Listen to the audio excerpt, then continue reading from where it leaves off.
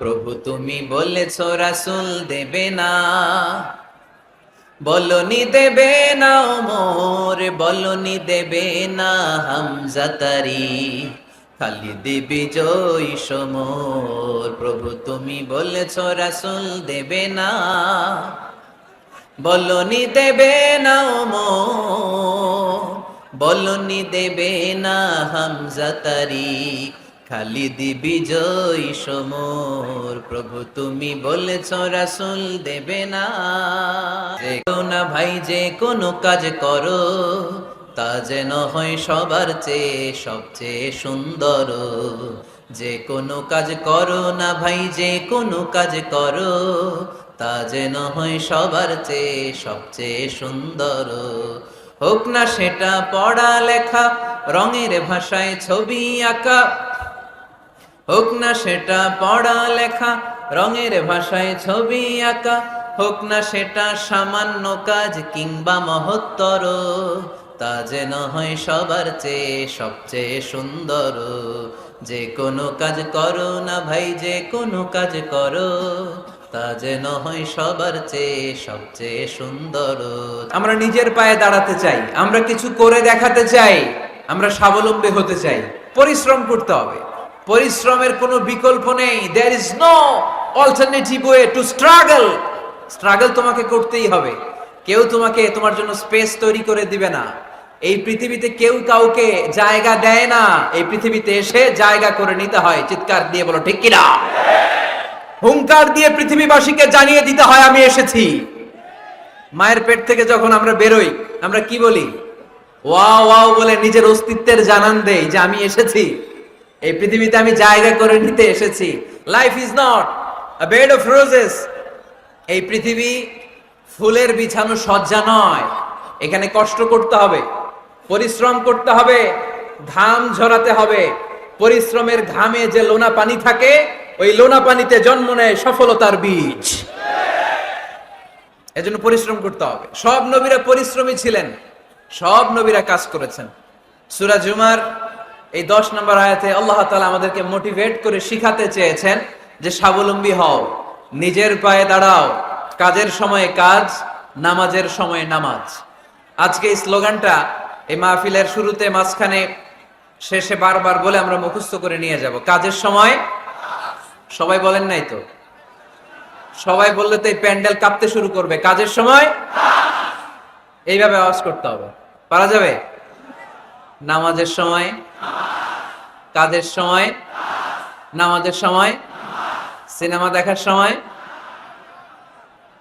দেখা যাবে না। কাজের সময়, নামাজের সময়, এটা মনে থাকবে, মুখস্থ করা যাবে তো? فَإِذَا قُضِيَتِ الصَّلَاةُ فَانتَشِرُوا فِي الْأَرْضِ وَابْتَغُوا مِنْ فَضْلِ اللَّهِ واذكروا الله كثيرا لعلكم تفلحون। সুবহানাল্লাহ পড়েন।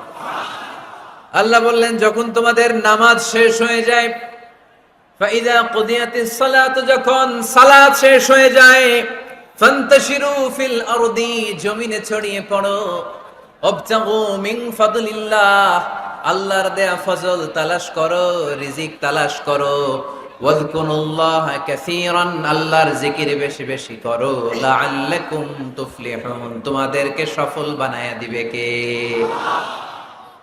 সিস্টেমটা খেয়াল করেন। ফাইদা কুদিয়াতিস সালাত, যখন সালাত শেষ, ফান্তাশিরু ফিল আরদ, when you are done with your salah, spread out to your workplace, তোমার কাজের জায়গায় চলে যাও। নাকি মসজিদে বসে থাকবেন? নামাজ শেষে কি করতে হবে? কাজের জায়গায় চলে যেতে হবে।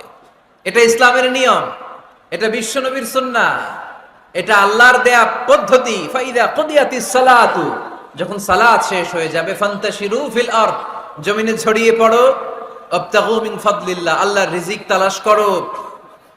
জমিনের মধ্যে আল্লাহর ফাদাল আছে, রিজিক আছে, এই রিজিক গুলো তালাশ করো। মসজিদে বসে থাকলে এই ফদল বা রিজিক কি পাওয়া যাবে? যাবে না। মসজিদে ঢুকলে রহমত পাওয়া যায়।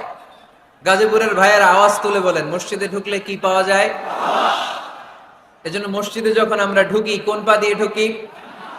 ডান পা দিয়ে ঢুকে আমরা বলি আল্লাহুম্মা ফতাহলি আবওয়াবা রাহমাতিক, O Allah open for us the door of your mercy.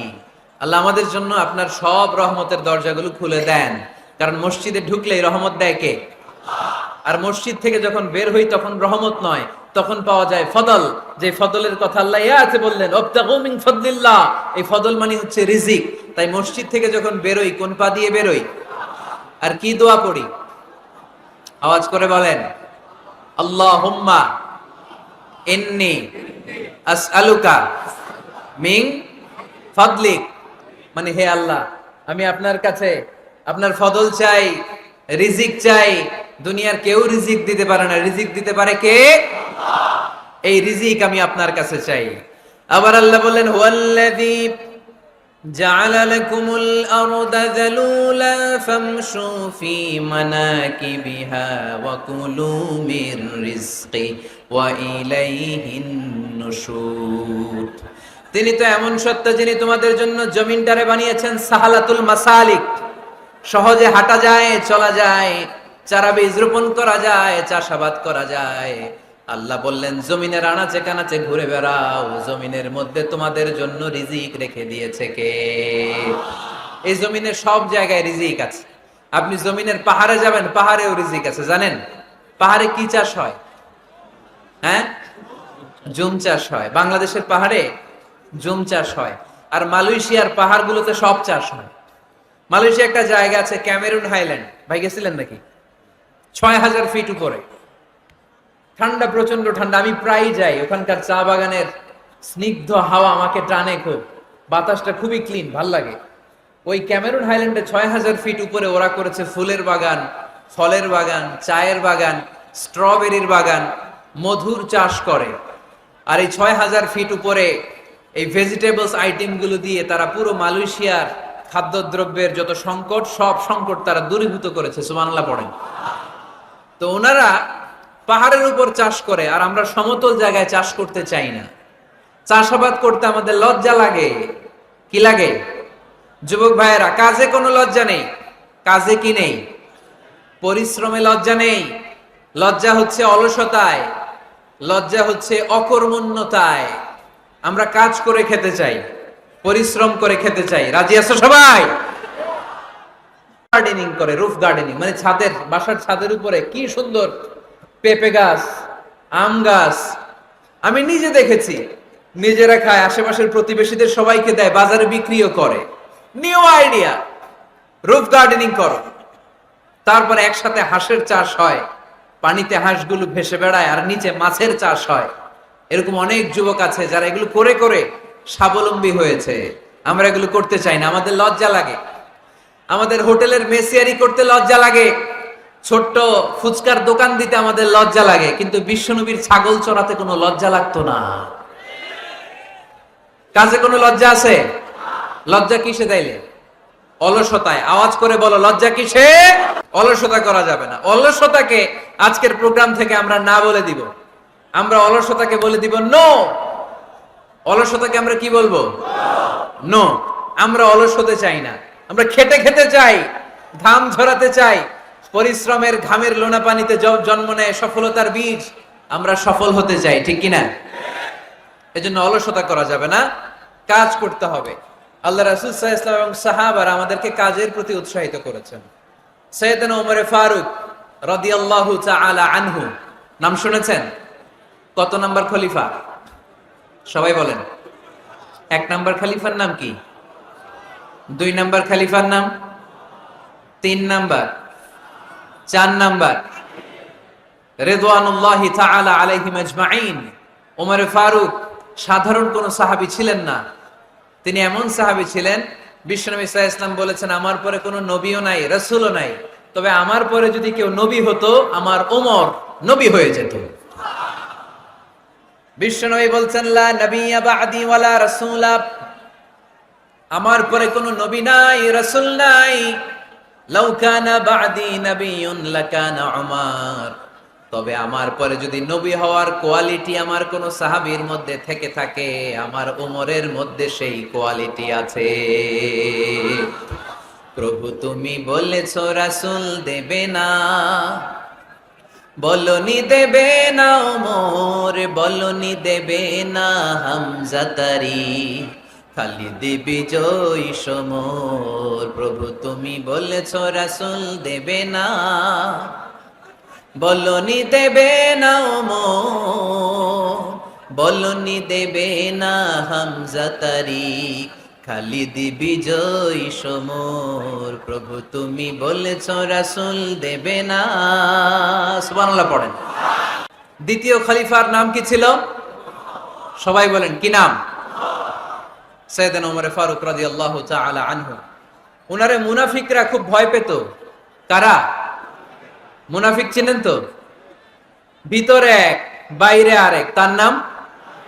সবাই বলেন ভিতরে এক বাইরে আরেক, তার নাম মুনাফিক। ইউযহিরু খিলাফা মা ইউবতিন, আরবিতে কি বলে? ইউযহিরু খিলাফা মা ইউবতিন, প্রকাশ করে একটা ভিতরে আরেকটা। ভিতরে এক বাইরে আরেক, তার নাম? সবাই বলেন ভিতরে এক বাইরে আরেক, তার নাম? আমরা কি মুনাফিক হতে চাই? এরা যখন যে সুবিধাজনক অবস্থানে থাকে তখন তার সাথে থাকে। ডান দিকে যে বলে আপনি ভালো, আমি আপনার দলের লোক। বায়ে যে বলে আরে না এটা খারাপ, আপনি ভালো, আমি আপনার দলের লোক। এরকম আছে না নাই? যখন যে ক্ষমতায় তখন তারে তেল মারে। যেদিকে বৃষ্টি আর তুফান ওইদিকে ছাতা ধরে। আছে না নাই?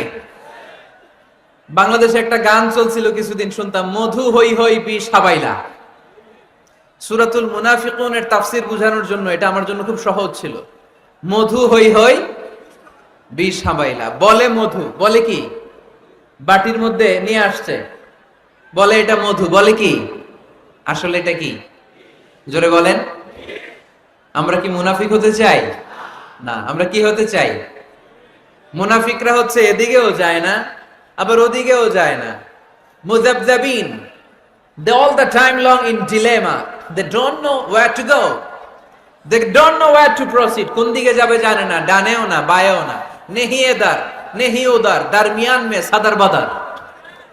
এরকম আছে না? না, উপর দিয়া ফিটফাট, ভিতর দিয়া সদরঘাট। সদরঘাট এখনো ফিটফাট হয় নাই।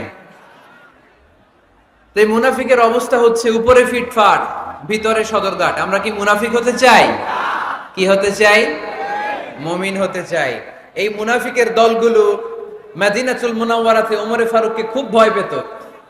ওমরে ফারুককে দেখলে তারা থারথার করে কাঁপতো। শুধু মুনাফিকরাই নয়, খোদ ইবলিস শয়তানও সাইয়েদনা ওমরে ফারুককে দেখলে ভয় পেত।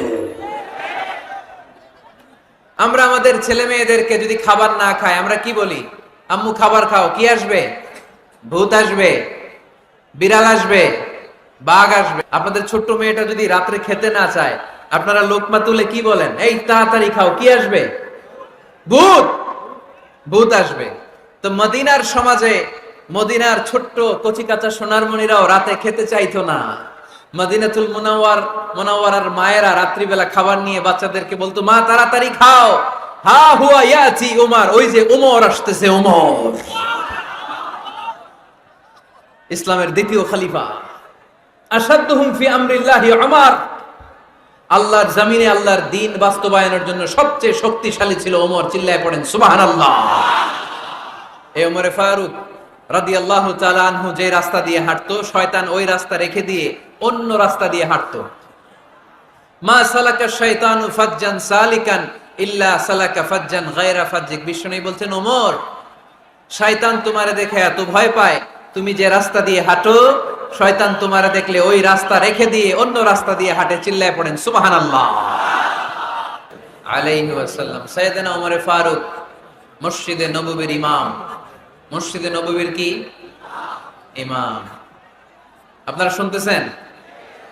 এই ছেলেরা বসে যাও, বসে যাও, বসে যাও, বসে যাও। সাইয়েদনা ওমরে ফারুক মসজিদে নববীর ইমাম। এদিকে তাকান, আমার দিকে তাকান, আমার দিকে তাকান। উনি প্রত্যেক নামাজের ইমামতি করতে আসতেন মসজিদে নববীতে। জোহরের নামাজে ইমামতি করলেন। ইমামতি করে দেখলেন নামাজ শেষ, সবাই বের হয়ে চলে যায়, এটাই ইসলামের নিয়ম, ঠিক কিনা? ফাইদা কুদিয়াতিস সালাতু ফান্তাশিরু ফিল আরদ ওয়াবতাগু মিন ফাদলিল্লাহ। নামাজের সময় খায়া ফেলাইছি, নামাজের সময়, কাজের সময়, নামাজের সময়, কাজের সময়। ফাইদা কুদিয়াতিস সালাহ, যখন নামাজ শেষ হয়, ফান্তাশিরু ফিল আরদ, জমিনে ছড়িয়ে পড়ো, এটা ইসলামের আইন। তার মানে আল্লাহ বুঝাতে চাইলেন নামাজের সময় মসজিদে চলে যাও, নামাজ যখন শেষ হয়ে যাবে, শিক্ষক চলে যাবে স্কুলে, কৃষক চলে যাবে ফসল খেতে, মেম্বার অফ দা পার্লামেন্ট চলে যাবে সংসদ ভবনে, ব্যবসায়ীরা চলে যাবে শপিং মলে, ঠিক কিনা? কাজে চলে যাও। ওমরে ফারুক নামাজের ইমামতি করিয়ে নামাজ শেষ করলেন, সবাই চলে গেল। ইয়ামান দেশ থেকে আসা কিছু লোক গোল হয়ে বসে আছে, জিকির আজকার করে, ইবাদত করে, এরা যায় না। এরা কি করে না? যায় না। আসরের নামাজে সাইয়েদনা ওমরে ফারুক রাদিয়াল্লাহু তাআলা আনহু নামাজের ইমামতি করলেন, নামাজ শেষ, সবাই চলে যায়, এরা যায় না। মাগরিবের নামাজের পরেও এরা যায় না, এশার সালাতের পরেও এরা যায় না। এশার পরে উনি ধরলেন, মা বালুকুম মা খাতবুকুম, হোয়াটস রং উইথ ইউ ম্যান, তোমাদের কি সমস্যা? জোহর, আসর, মাগরিব, এশা প্রত্যেক সালাতের পরে সবাই যার যার কাজে চলে যায়, তোমরা যে যাও না, বাড়ি কই? বলি ইয়ামান। তো বসে থাকো কেন? কি করো? কই জিকির করি। কি করি? কি করি? জিকির আজকার করি, তাসবিহ তাহলিল করি, ইবাদত করি। তো তোমরা যে যাও না, তোমাদের খাবার দেয় কে? খাবারের ব্যবস্থা হয় কোত্থেকে?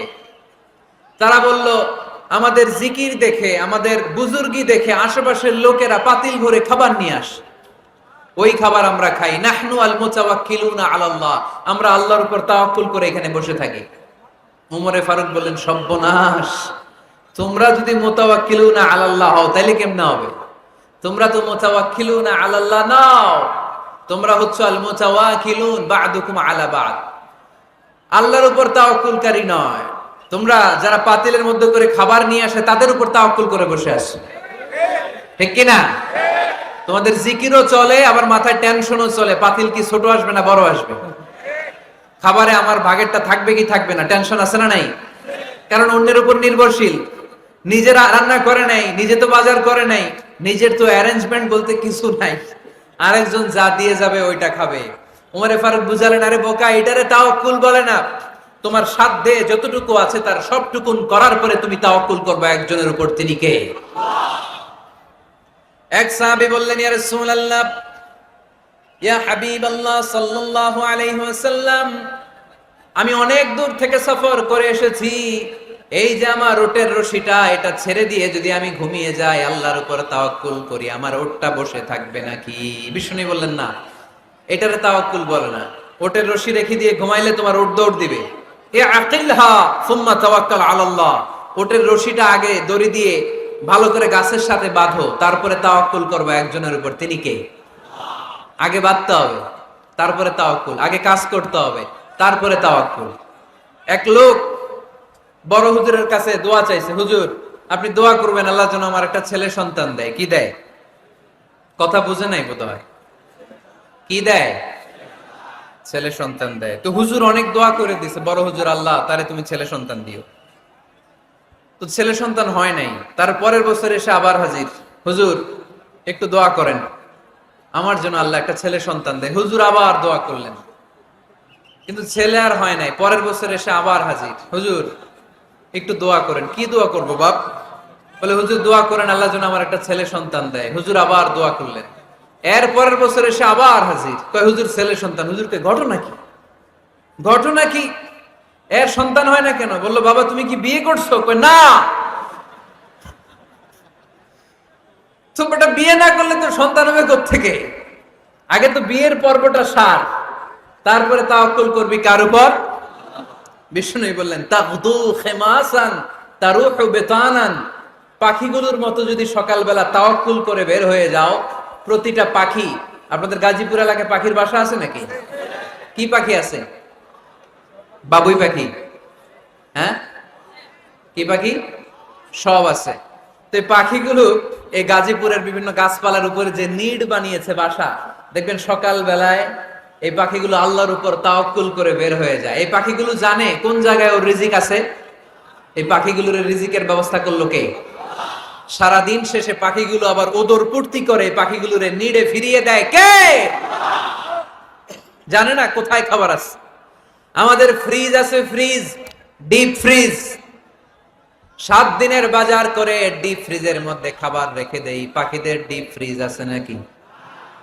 আমাদের টাকা বেশি ঘরের মধ্যে হয়ে গেলে ব্যাংকের মধ্যে অ্যাকাউন্টে ফেলে দিয়ে আসি। পাখিদের কোনো ব্যাংক অ্যাকাউন্ট আছে নাকি? তারুহু তাকদু খিমাসান তারুহু বিতানান। সকালবেলা পাখিগুলো কিচির মিচির আল্লাহর জিকির করে বের হয়ে যায়। বিকেল বেলা প্রতিটা পাখির পেটে খাবার দিয়ে আবার ফিরিয়ে দেয় কে? এটার নাম তাওয়াক্কুল। ওমরে ফারুক বললেন, তোমরা যা করছো এটা তাওয়াক্কুল নয়। নামাজের পরে বের হয়ে যাবা, আল্লাহর জমিন যে আবাদ করবা, কৃষি কাজ করবা, ব্যবসা করবা, বাণিজ্য করবা, চাকরি করবা, আবার নামাজের সময় ঘরে আসবা। এর মাধ্যমে তোমার ঘরে যে হালাল রিজিকের ব্যবস্থা আল্লাহ করে দিবে, এটার নাম হলো তাওয়াক্কুল। পড়েন সুবহানাল্লাহ। গোটা জমিনটা আমাদের, গোটা জমিন আমাদের জন্য আল্লাহ দিয়েছেন। যেখানে যাবেন রিজিকের ব্যবস্থা আছে না নাই? আপনাদেরকে শোনাইছি না যে বাংলাদেশের পাহাড়ে কি চাষ হয়? ওখানে জুম রেখেছে আল্লাহ। মালয়েশিয়ার ক্যামেরুন হাইল্যান্ডে আল্লাহ ফলের বাগান, ফুলের বাগান রেখেছে। আবার আপনি সাগরের মধ্যে নামলে রিজিক আছে না নাই? কি আছে? মাছ। সুবহানাল্লাহ কইবেন না? ওয়ালাকাদ কাররামনা বানি আদম ফাহামালনাহুম ফিল বাররি ওয়াল বাহরি ওয়া রাযাকনাহুম মিনাত তাইয়্যিবাত। রব্বুল আলামিন বলেন, আমি পুরো বনি আদমকে সম্মানিত করেছি। জলস্থলে সব জায়গায় মানব জাতিকে বিচরণের সুযোগ করে দিয়েছি। আর মানুষের জন্য আমি আল্লাহ হালাল রিজিকের ব্যবস্থা করেছি। সুবহানাল্লাহ পড়েন। হালাল রিজিকের ব্যবস্থা আল্লাহ করেছেন। এজন্য everyone should be energetic, everyone should be active. আমাদেরকে অ্যাক্টিভ হতে হবে, এনার্জেটিক হতে হবে। শ্রম করে করে, কষ্ট করে করে আমাদেরকে আগাতে হবে। স্রষ্টা আমাদেরকে একটা যুদ্ধে ঠেলে দিয়েছেন, সংগ্রাম করে করে আমাদেরকে বেঁচে থাকতে হয়, ঠিক কিনা? এই জমিনে যখন আমরা এসেছি তখনই আমি সংগ্রাম করেছি। বিশ্বাস করেন, একজন স্বামীর 1 ফোঁটা বীর্যের মধ্যে যদি 20 কোটি শুক্রাণু না থাকে, কয় কোটি? আরো জোরে। 20 কোটি শুক্রাণু যদি না থাকে, 20 কোটি বা 2 কোটি শুক্রাণু যদি না থাকে, তাহলে ওই শুক্রাণু থেকে কোনো মানব সন্তান মায়ের পেটে জন্ম নেয় না। তাহলে চিন্তা করেন, ওই 20 কোটি শুক্রাণুর মধ্যে আমি একটা শুক্রাণু, ঠিক কিনা? এতগুলো শুক্রাণু ডিম্বাণুকে আঘাত করে অ্যাক্টিভ হতে চেয়েছিল। ওই 2 কোটির মধ্যে বাকি সবগুলোরে হারিয়ে চ্যাম্পিয়ন হয়েছিলাম সেদিন মায়ের গর্ভে আমি। চিল্লায় বলো ঠিক কিনা? সেদিন আমার হাত ছিল না, সেদিন আমার পা ছিল না, আমার চোখ ছিল না, আমার রেসপিরেটরি সিস্টেম ছিল না, আমার ব্রেন সচল ছিল না, আমার মামা ছিল না, আমার দাদা ছিল না, আমার গায়ে শক্তি ছিল না। ওই কঠিন পরীক্ষায় যদি 2 কোটি কম্পিটিটরকে আমি হারিয়ে বিজয় লাভ করতে পারি, এই জমিনের বুকেও আমার কেউ হারাতে পারবে না। চিল্লায় বলো ঠিক কিনা? আমরা এসেছি বিশ্বকে জয় করার জন্য, জয় করার জন্য। আবার যখন মায়ের পেট থেকে বের হই, তখনও আমাকে সংগ্রাম করে বেরোতে হয়। এইখানে তোমরা আমার ছোট্ট সোনামণিরা সিজারে হইছো কারা কারা? দেখি সিজারে, যে হুজুর আমি সিজারে পৃথিবীতে এসেছি। হাত তোলো। কয়েকজন হাত তুলছে, মাশাআল্লাহ। ঠিক আছে, অসুবিধা নেই, হাত নামাও। এটা একটা প্রাকৃতিক নিয়ম। মায়ের পেট থেকে পৃথিবীতে আমরা এইভাবে আসি। কেউ প্রাকৃতিক পদ্ধতিতে আসি, কেউ সিজারে আসি। যারা সিজারে আসছে তারা এই কষ্টটা সহ্য করে নাই, তাদের অন্য ধরনের স্ট্রাগল পৃথিবীতে আসার পরে। কিন্তু আমরা যারা নরমাল প্রসেসে এসেছি, সেই সময়টার কথা খেয়াল করেন। আমাদের দেহের সাইজ অনেক বড়, আমাদের ওজন অনেক বেশি, কিন্তু আমাদের মায়ের যেই অঙ্গটা দিয়ে আমরা পৃথিবীতে এসেছি, ওই জায়গাটা বড় সরু। খুব ছোট্ট একটা জায়গা দিয়ে এই বিশাল দেহ নিয়ে আমাকে সংগ্রাম করে আসতে হয়েছে, ঠিক কিনা? এবং এটা ল্যাবরেটরিক্যালি প্রুভড, সায়েন্টিফিক্যালি অ্যাটাস্টেড যে এটা একজন বাচ্চার জন্য, নবজাতক নিউ বর্ন বেবির জন্য খুবই স্বাস্থ্যকর, খুবই হেলদি। কারণ এই ছোট্ট জায়গাটা দিয়ে, মায়ের ওই ছোট্ট অঙ্গ দিয়ে আমরা যে পৃথিবীতে আসি, আমাদেরকে একটা চাপ সহ্য করতে হয়। ওই চাপের কারণে আমার নাকের ভেতরে, কানের ভেতরে যে ধরনের দূষিত গ্লিসারিন আছে, পদার্থ আছে, এগুলো সব বের হয়ে যায়। আর এই প্রচন্ড চাপটা আমাদের দেহটাকে কর্ম সহিষ্ণু হয়ে গড়ে তুলতে সাহায্য করে। কোন সুবহানাল্লাহ। নিয়ে আসেন এখানে, নিয়ে আসেন শেষের দিকে।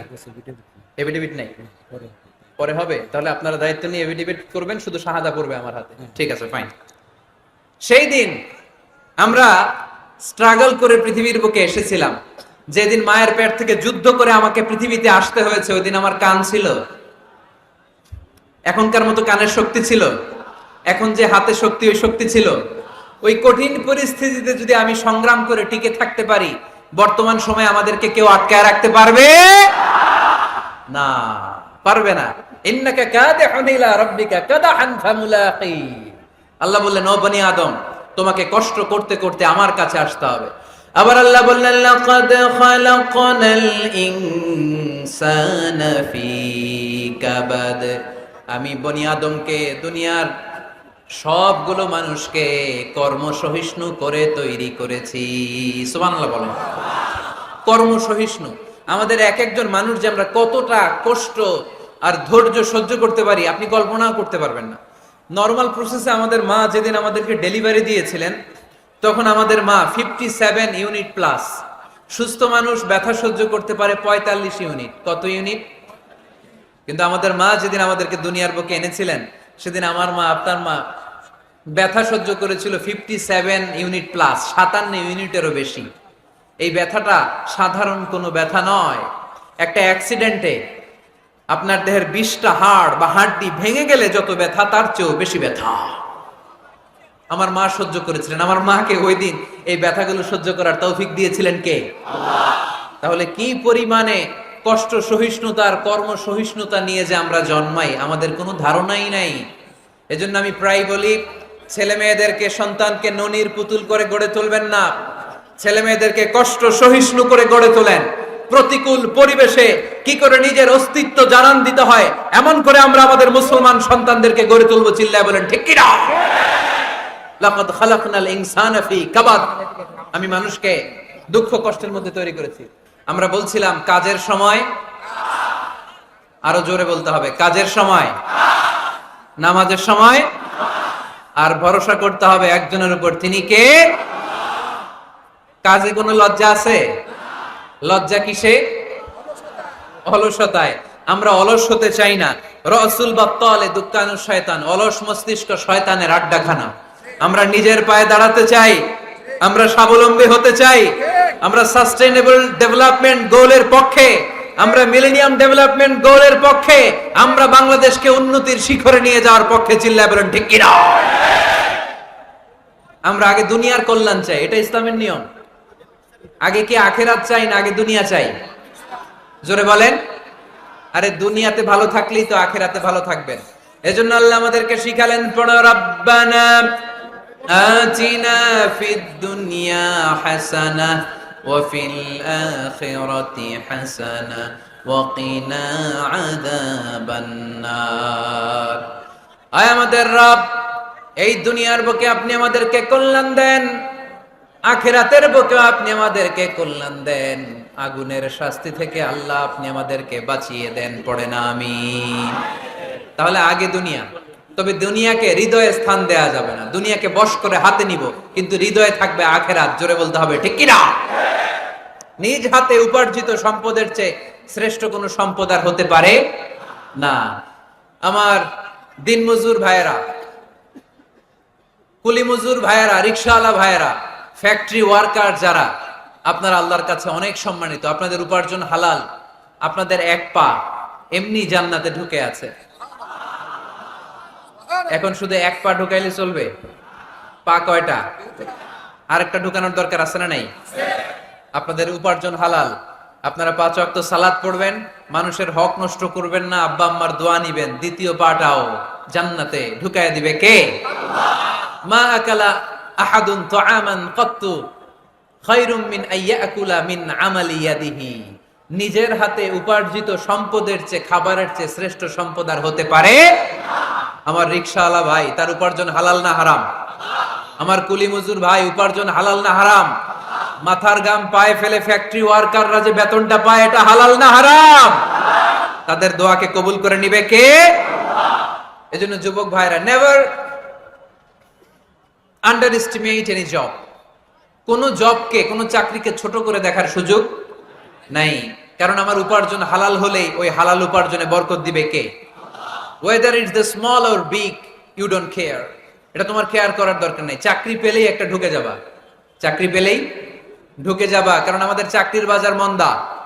আমাদের বাংলাদেশ, ভারতে কোন একটা চাকরির জন্য চেয়েছে 8 পাস, ওইখানে অ্যাপ্লাই করে ডক্টরেট ডিগ্রি দাঁড়িয়ে আসে না নাই? এত কষ্ট করে চাকরি পাওয়া পৃথিবীর কোথাও লাগে না। কারণ আমাদের পপুলেশন বেশি, তাই চাকরির জন্য আমাদের বসে থাকা লাগবে না। আমাদেরকে উদ্যোক্তা হতে হবে, আমাদের এন্টারপ্রেনার হতে হবে। শুরুতে যেটা বলেছিলাম, আমাদের আইডিয়াকে কাজে লাগাতে হবে, ঠিক কিনা? আর যাই করব আমরা ভালোভাবে করব। ভালোভাবে করলে ওই কাজে বরকত দেয় কে? ভালোভাবে করার জন্য আল্লাহ তাআলা সূরাতুল মুলকে আমাদেরকে গাইডলাইন দিয়েছেন। রব্বুল আলামিন বলেন, আল্লাযী খালাকাল মাউতা ওয়াল হায়াতা লিয়াবলুয়াকুম আইয়ুকুম আহসানু আমালা।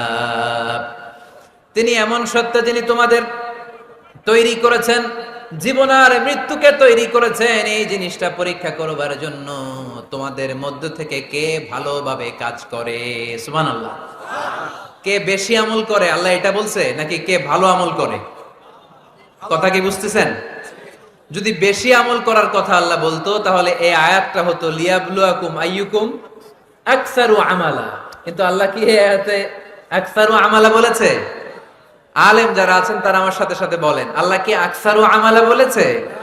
আল্লাহ কি বলেছে? লিয়াবলুয়াকুম আইয়ুকুম আহসানু আমালা। কে ভালো করে কাজ করে উইথ প্রফেশনালিজম। আপনি যেটাই করেন না কেন, আপনাকে প্রফেশনালিজমের সাথে করতে হবে, তাহলে ওই কাজে বরকত দিবে কে?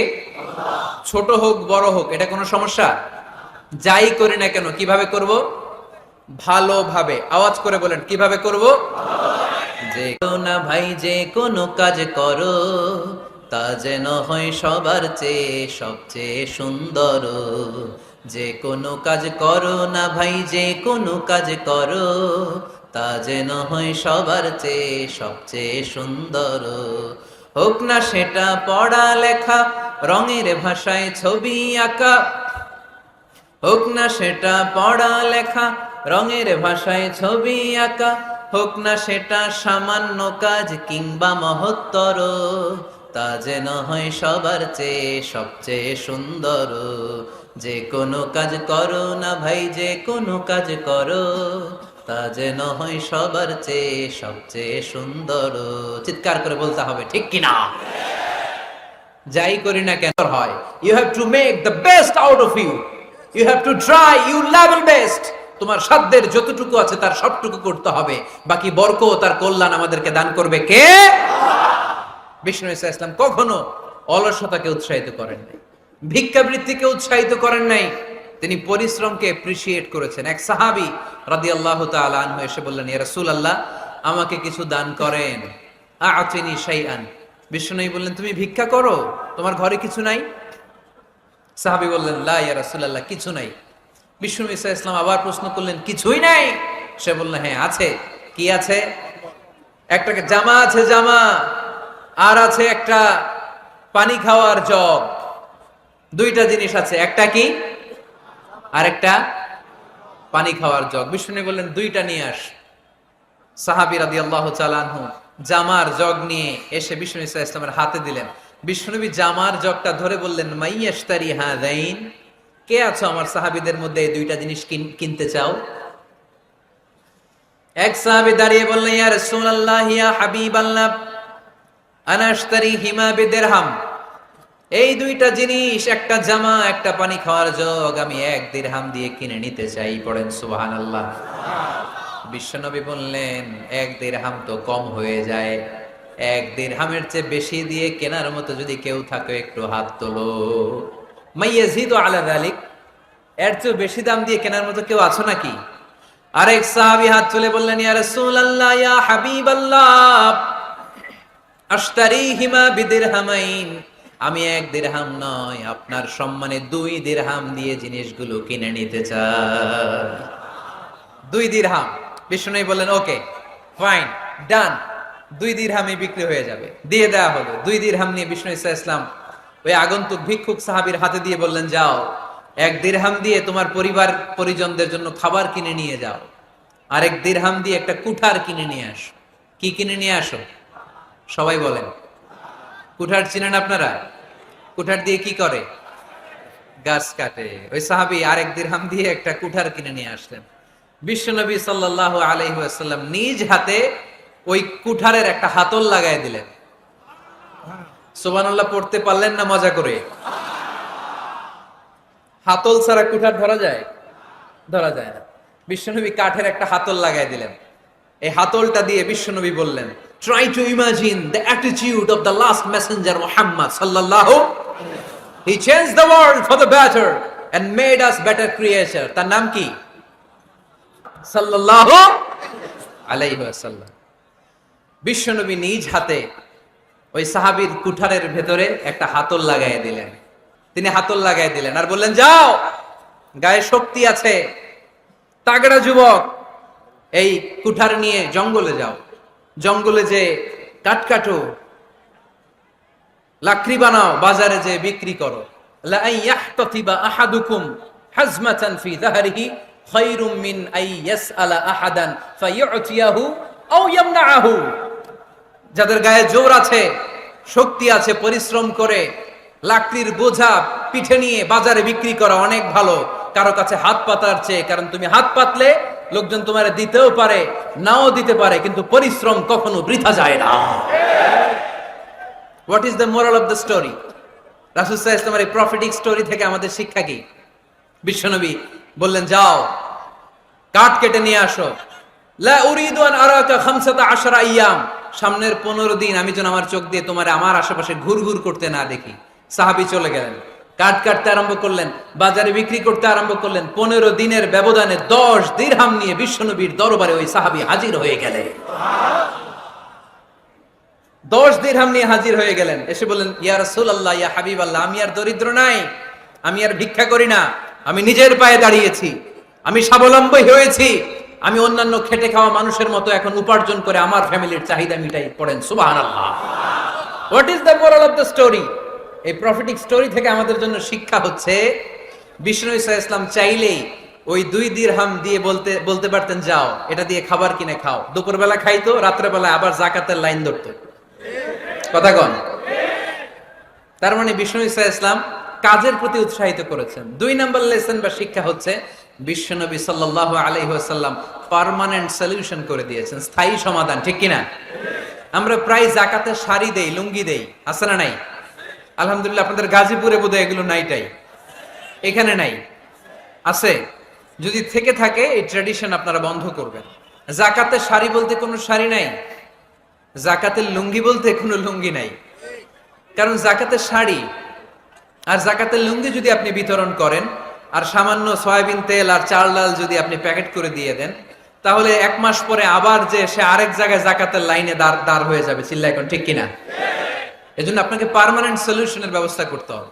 আমি সব জায়গায় বলি যে প্রতিটি জেলার বিজনেস ম্যাগনেট যারা আছেন তারা সবাই মিলে একটা যাকাত ম্যানেজমেন্ট প্ল্যাটফর্ম গড়ে তুলুন।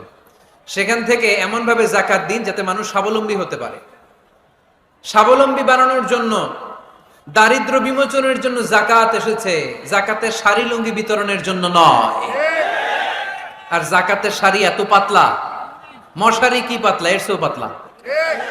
দেখছেন কখনো? এটারে একবার ধোয়ার পরে দ্বিতীয়বার পরা যায় না। একবার ধোয়ার পরে শাড়ির দিকে তাকাইলে শাড়ি আমনের দিকে বেশকি মেরা থাকবে। কথা বলেন ঠিক কিনা? শুধু শ্রমিকদের অধিকারের কথা বক্তব্যের মধ্যে সীমাবদ্ধ রাখেন নাই, ওনার ব্যক্তিগত জীবনেও এগুলো পাবেন। বিশ্বনবী সাল্লাল্লাহু আলাইহি সাল্লামের অ্যাপয়েন্ট করা শ্রমিক, ওনার দাস, ওনার কর্মচারী সাহাবীর নাম ছিল আনাস রাদিয়াল্লাহু তাআলা আনহু। কি নাম ছিল? উনি বিশ্বনবীর ব্যাপারে কি কমেন্টস করছে আমরা শুনে আজকের আলোচনার ইতি টানবো। আওয়াজ করে পড়তে হবে ইনশাআল্লাহ। সাধারণত কর্মচারীরা মালিকের বিরুদ্ধে ভালো কথা বলে ইল্লা মাশাআল্লাহ। অনেক মালিক আছে অনেক ভালো, তাদের ব্যাপারে আবার ভালো বলে। সাধারণত কারো ব্যাপারে যদি আপনি তথ্য নিতে চান, আপনি তার ওয়াইফের কাছ থেকে তথ্য নেন, তার কর্মচারীর কাছ থেকে নেন, তার বাড়ির দারোয়ান থেকে নেন, তার ঘরের কাজের মহিলার কাছ থেকে নেন, তার ড্রাইভারের কাছ থেকে নেন, তাহলেই তার ব্যাপারে আসল সব তথ্য বের হয়ে আসবে। দেখুন বিশ্বনবীর কর্মচারী বিশ্বনবীর ব্যাপারে কি বলে। সাহাবীর নাম সবাই বলতে হবে, সাহাবীর নাম রাদিয়াল্লাহু তাআলা আনহু। উনি বললেন বিশ্বনবী যখন মক্কা থেকে মদিনায় হিজরত করলেন, হাজার হাজার মদিনাবাসী বিশ্বনবীর সাথে দেখা করতে গেল। যারাই দেখা করে সবাই বিশ্বনবীর হাতে কিছু না কিছু হাদিয়া দেয়। যারাই দেখা করে হাতে করে বিশ্বনবীর হাতে কিছু না কিছু দিয়ে দেয়। সুবহানাল্লাহ পড়ে। তাহাদাও তাহাব্বু, একে অপরকে হাদিয়া দিবেন, মহব্বত বাড়ায় দিবে কে? হাজবেন্ড স্ত্রীকে গিফট করবেন, স্ত্রী আবার হাজবেন্ডকে গিফট করবেন, বন্ধু বন্ধুকে গিফট করবেন, গার্লফ্রেন্ড আবার বয়ফ্রেন্ডের গিফট করতে যায় না। তাহলে ভেজাল আছে না নাই? চেক এন্ড ব্যালেন্স করতে হবে। আমি প্রায় বলি ভালোবাসবেন জায়গা মতো, স্ত্রীকে ভালোবাসলেও সওয়াব আছে না নাই? স্ত্রীর সাথে অন্তরঙ্গ সময় কাটালেও সওয়াব আছে না নাই? কিন্তু এই সময় যদি শালীর সাথে কাটান, ঝামেলা আছে না নাই? ভাবির সাথে কাটালে ভেজাল আছে না নাই? যারাই বিশ্বনবীর সাথে দেখা করে সবাই বিশ্বনবীর হাদিয়া দেয়। সাইয়েদনা আনাস রাদিয়াল্লাহু তাআলা আনহু বর্ণনা করেন, আমার আম্মা যেন দেখা করতে আসলেন আমাকে নিয়ে, আমি ছোট্ট আনাস। আমার আম্মা জান দেখলেন লাম ইউবকি রাজুলুন ওয়া ইমরাআতুন মিনাল আনসার ইল্লা আতহাফাকা বিতুহফাতিন ইয়া রাসূলুল্লাহ। আমার আম্মা এসে বলে, ও রাসূলুল্লাহ, মদিনার যারাই আপনার সাথে দেখা করতে আসলো সবাই এসে আপনারে হাদিয়া দেয়। ওয়া ইন্নী লা আকদিরু আলা মা উতহিফুকা বিহি। ও নবী, আমার তেমন কোনো সাধ্য নাই যে আমি আপনারে হাদিয়া দেব, আমার কাছে কোনো টাকা পয়সা নাই। ছোট্ট ছেলে আনাস রে নিয়ে এসে বলল, ইয়া রাসূলুল্লাহ, মদিনার সব লোকের আপনার সাথে দেখা করে আর হাদিয়া দেয়, আমি গরিব মানুষ, আমি আপনারে কি হাদিয়া দেব গো নবী? আমার তো হাদিয়া দেওয়ার মতো কিচ্ছু নাই।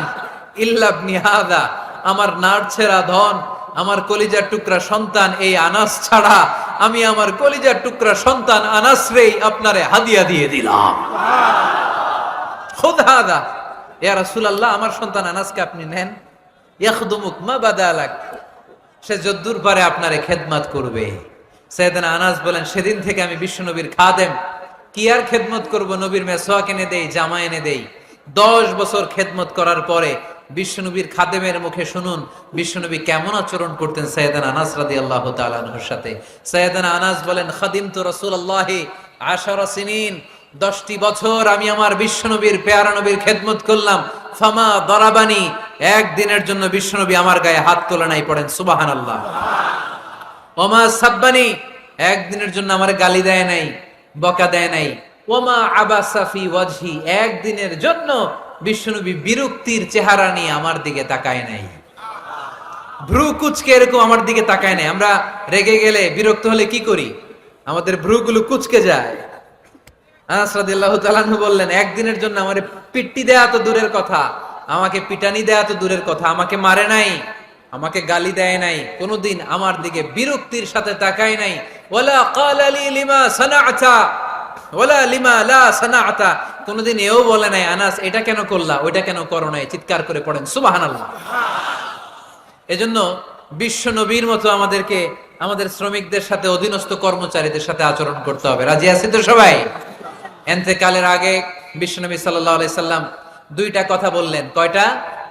1 নম্বরে বিষ্ণু ঈসা ইসলাম বললেন আসসালাত, আসসালাত, নামাজ, নামাজ, উম্মতেরা নামাজ, নামাজ ছেড়ে দিও না। 2 নম্বরে বিষ্ণুই বললেন ওয়ামা মালাকাত আইমানুকুম, খবরদার অধীনস্থ কর্মচারীদের সাথে খারাপ আচরণ করো না। আমরা খুব দুঃখের সাথে লক্ষ্য করেছি, পত্রপত্রিকায় এসেছে মানবাধিকার কর্মী, নারী আন্দোলনের কর্মী মাইক পেলে বড় বড় ভাষণ দেয়, আপনারা কর্মীদের সাথে ভালো আচরণ করবেন, কাজের মেয়েদের সাথে ভালো আচরণ করবেন, কিন্তু ওদের বাড়িতে এই কাজের মেয়েরা নির্যাতিত হয়। চিল্লায় বলেন ঠিক কিনা? আহা, পত্রিকার রিপোর্ট দেখে অবাক লাগে। খুন্তি দিয়ে চুলায় লোহা গরম করে পিঠে শেক মেরেছে, এরকম আছে না নাই? বিশ্বনবী সাল্লাল্লাহু আলাইহি সাল্লাম বলেছেন খবরদার, কিয়ামতের দিন তাদের বিরুদ্ধে আল্লাহ মামলা দায়ের করবে। আমরা যেন কখনো আমাদের অধীনস্থ কর্মচারীদের সাথে খারাপ আচরণ না করে আল্লাহ তুমি তৌফিক দাও, আমরা পড়ি আমিন। এজন্য শ্রমিক মালিকের সম্পর্ক হচ্ছে চেক এন্ড ব্যালেন্সের সম্পর্ক। যারা শ্রমিক তাদের দায়িত্ব হচ্ছে মালিকের যে হক সেটা আদায় করা, যত ঘন্টা তার সাথে চুক্তি হয়েছে তার পুরোটা আদায় করা। আর মালিকের উচিত অধীনস্থ কর্মচারীদের সাথে ভালো আচরণ করা। আমরা যেন এই চেক এন্ড ব্যালেন্স করতে পারি, আল্লাহ তুমি তৌফিক দাও। যে আয়াত দিয়ে শুরু করেছি ওই আয়াত দিয়ে শেষ করব। আল্লাহ বলেছেন ফাইদা কুদিয়াতিস সালাতু ফান্তাশিরু ফিল আরদ, যখন নামাজ শেষ হয়ে যায় জমিনে ছড়িয়ে পড়ো, রিজিক তালাশ করো। আবার নামাজের সময় হলে মসজিদে চলে আসো। তার মানে কাজের সময়, আওয়াজটা ছোট হয়ে গেল, চিল্লায় বলতে হবে, কাজের সময়, নামাজের সময়। পরিশ্রমে কোনো লজ্জা নেই, লজ্জা হলো আর অলসতাকে আজকের মাহফিল থেকে আমরা সবাই কি বলে দিলাম, মনে থাকবে সবার।